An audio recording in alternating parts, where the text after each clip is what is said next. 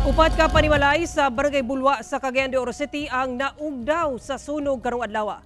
Mga bata nga nagdula matud pa og kalayo gitudlong hinungdan sa sunog. Ani report ni Cyril Chavez. Ugdaw og pulos, mga konkretong pader na lamang ang nahibilin ni ining upat ka mga balay sa Zone 6 Barangay Bulwa, Cagayan de Oro City. Human miulbo ang sunog sa lugar. Ang insidente nahitabo pasado alas 12 sa udto kung asa dali-dali nga responde ang kabumbiruhan. Labi pa nga duol ra kini sa Bulwa Fire Station. Apan palisuray gyapon ang pagresponde sa kabumbiruhan tungod sa gamay ang dalan pasulod sa lugar. Gisaka sa ikaduhang alarma ang sunog ug pasado 1:40 sa hapon gideklarang fire out. Ang nahitabo dili day masudlan og fire truck, so sumpay mig host mga 5 or 6 connection sa host nga naabot ginato ang kalayo. Human ang nahitabong sunog ingon ani na lamang ang dagway sa panimalay nga naigo sa insidente sa sunog dinhi.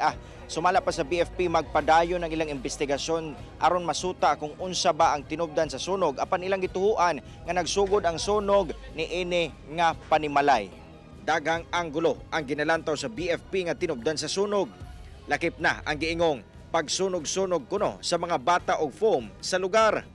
Inoon, walay nasamdan sa hitabo, gawas lang sa usa ka binuhing iro nga namatay sa sunog. Sa pakisusi na mo no, naaday nagdula-dula nga bata, but ato pa na silang i-validate kung sa katinuod ang ilang mga allegation. Matod sa nasunugan, nakadungog sila og buto og dayong ulbo sa dakong sunog. Tungod sa kapaspas sa hitabo, wala silang nasalba nga gamit.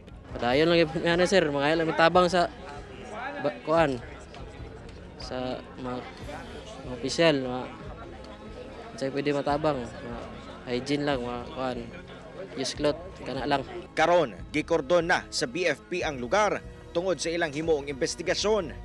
Nanawagan sab sila sa publiko nga bisan pa man ting-ulan karon sa syudad, dili magkumpiyansa sa sunog. Kauban si Jaybert Pairat, Cyril Chavez, 1 Mindanao.